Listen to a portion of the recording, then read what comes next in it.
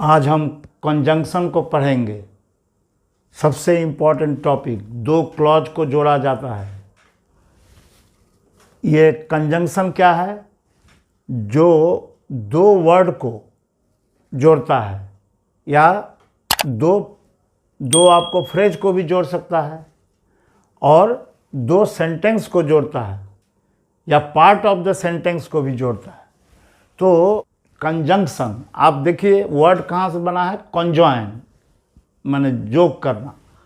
तो कंजंक्शन क्या करता है? वर्ड जॉइंस वर्ड और फ्रेज। वर्ड और फ्रेज भी हो सकता है आपको ये, और वर्ड को भी जोड़ता है, फ्रेज को वर्ड को जोड़ता है, और ये वर्ड में भी हो सकता है और फ्रेज में भी हो सकता है। जैसे आप देखिएगा एज लॉन्ग एज, या इस तरह से। तो फ्रेज भी हो सकता है, वो एक वर्ड भी हो सकता है जो क्या करता है? व्हिच जॉइंस, वो एक वर्ड या फ्रेज होगा कंजंक्शन, जो आपको जॉइंस टुगेदर। क्या क्या चीज़ को जॉइन करेगा? या तो वर्ड्स, या सेंटेंस और parts of sentences. Parts of sentences को भी जॉइन कर सकता है। अब देखिए जॉइनिंग वर्ड जो है ग्रामर में बहुत सारे होते हैं। जैसे रिलेटिव प्रोनाउन भी आपको जो है जोड़ता है दो सेंटेंस को, और रिलेटिव एडवर्ब भी, प्रीपोजिशन भी जोड़ता है, और आपको कंजंक्शन भी जोड़ता है। लेकिन इसमें डिफरेंस है। जैसे देखिए मैंने ये आपको जानना बहुत ज़रूरी है, इसमें कंपटीशन में पूछे जाते हैं। जैसे रिलेटिव प्रोनाउन क्या है? जैसे मैंने एक उदाहरण लिखा, आई know the boy who admires you. अब देखिए ये जो हु है यहाँ पर, ये हु आपको जो है एक क्या है? आपको रिलेटिव प्रोनाउन है, और ये रिलेटिव प्रोनाउन इस बॉय को जो है आपको, ये बॉय इसका एंटीसीडेंट है। और आई नो द बॉय, मैं उस लड़के को जानता हूँ, हु एडमायर्स यू, जो तुमको एडमायर करता है। इसका मतलब है ये हु जो है किस एंटीसीडेंट को बता रहा है? किसके बदले में आ रहा है? हु इसको आपको बता रहा है, किसको? द बॉय को। इसलिए ये क्या हो गया आपको? एक रिलेटिव प्रोनाउन। रिलेटिव प्रोनाउन कौन कौन होता है? जैसे हु, हुम, उसके बाद आपको हुज हो सकता है, हुइच हो सकता है, और सबसे रिलेटिव प्रोनाउन का काम करता है दैट। ये सारे रिलेटिव प्रोनाउन है जिसके सामने वाले वर्ड जो हैं, इसके जस्ट आगे, ये एंटीसीडेंट कहलाते हैं। इसको बोलते हैं हम लोग एंटीसीडेंट। इसको हम लोग बोलते हैं इंग्लिश में एंटीसीडेंट। एंटीसीडेंट को बताता है ये जो है। तो अब देखिए इसका काम दो हो गया। एक तो ये ज्वाइन भी किया इस सेंटेंस को, दो sentence, I know the boy और ही एडमायर्स यू, ये दोनों को ज्वाइन किया, आई know the boy who admires, इस तरह से। तो इस तरह दो सेंटेंस को ज्वाइन भी किया, और साथ साथ ये इसके एंटीसीडेंट को भी बता रहा है कि ये एंटीसीडेंट है, और ये तो ये दो काम कर रहा है। ये सारे जो है क्या करते हैं? दो तरह के काम कर रहे हैं। अब देखिए रिलेटिव एडवर्ब। रिलेटिव एडवर्ब क्या करता है? रिलेटिव एडवर्ब हम लोग जानते हैं कौन कौन होता है।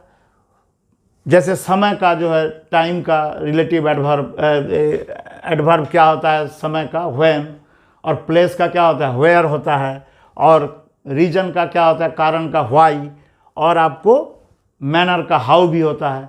तो इस तरह से ये चारों आपको जो है रिलेटिव एडवर्ब का भी काम करते हैं। जैसे हम लोग यहाँ सेंटेंस में देखिए, I know the house where the boy lives.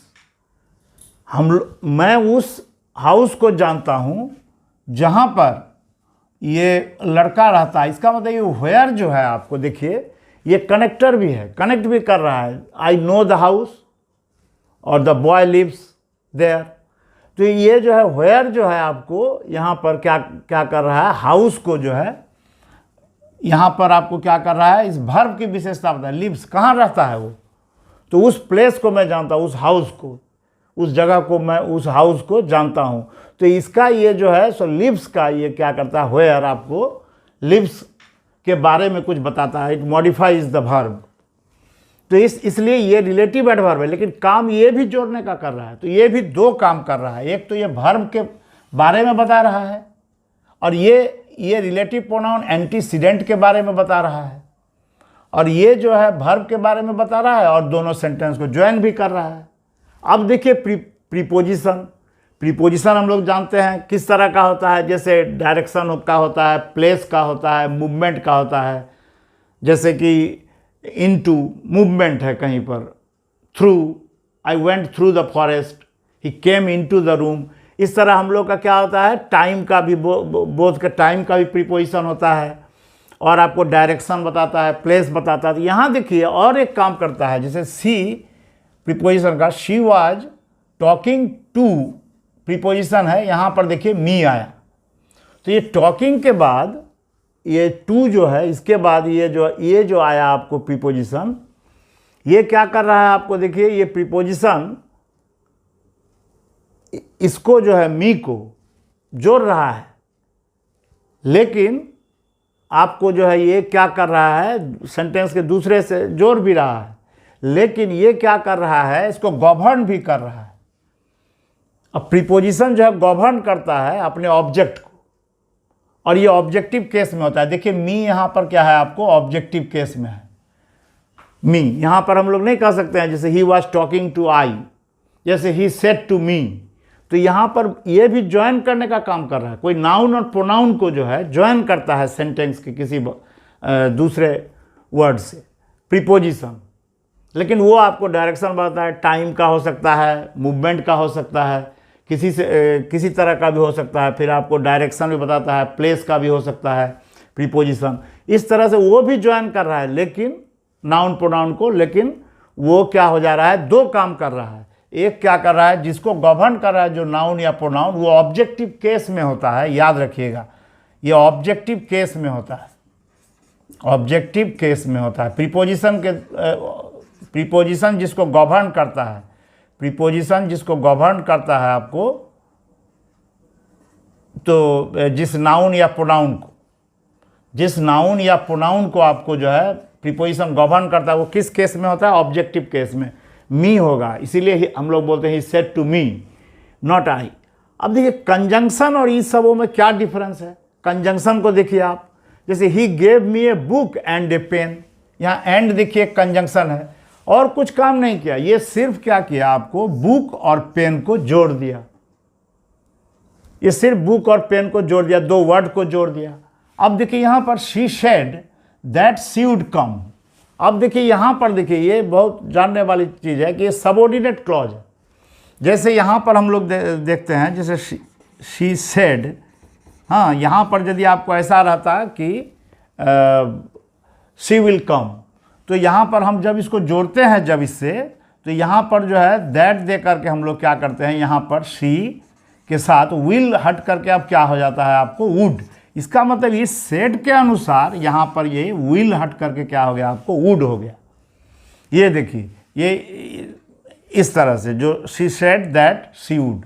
तो यहाँ पर जो है, ये जो है आपको सेड के अनुसार यहाँ पर जो है ये क्लॉज आया। ये पूरा का पूरा क्लॉज जो है किसके अनुसार आया, यहाँ पर पास्ट। तो ये यदि प्रिंसिपल क्लॉज हो गया, इसको बोलते हैं हम लोग प्रिंसिपल क्लॉज, माने प्रधान, ये प्रिंसिपल क्लॉज हो गया। और ये क्या हो गया आपको, सबऑर्डिनेट क्लॉज। इसको क्या बोलते हैं हम लोग, सबऑर्डिनेट।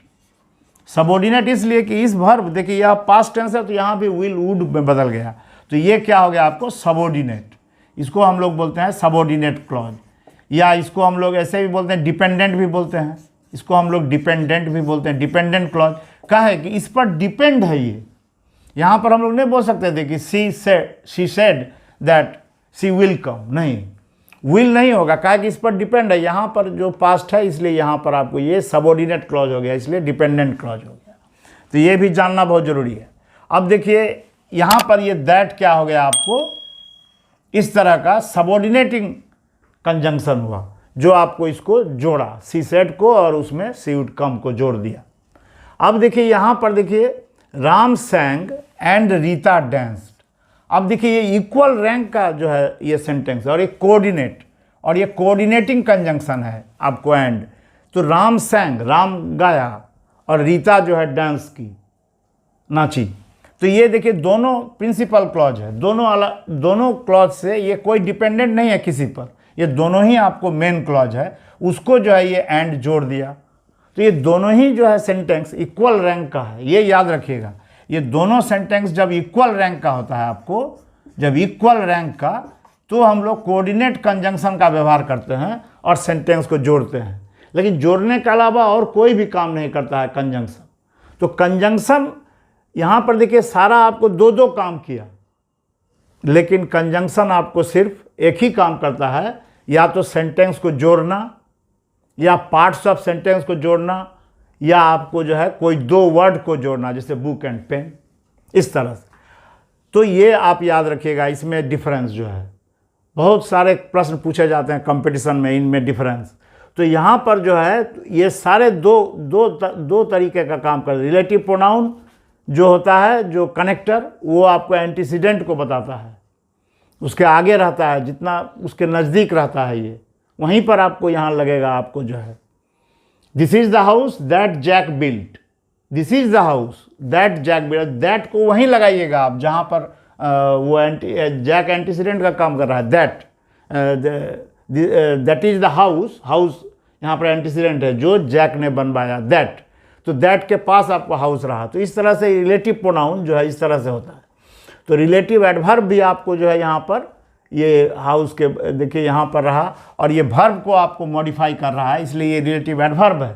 अब जब हम लोग वर्ब को प्रश्न करते हैं हु से, अथी से, वेयर से, और किससे, आपको हाउ, व्हाई, और क्या होता है आपको व्हेन, वेयर, व्हाई, हाउ, ये सब से प्रश्न करने पर जो एडवर्ब, तो रिलेटिव एडवर्ब हो गया। क्या को वर्ब को मॉडिफाई कर रहा है। तो ये दो काम करता है ये सब, कनेक्टर, और प्रीपोजिशन का ये ऑब्जेक्ट हो जाता है।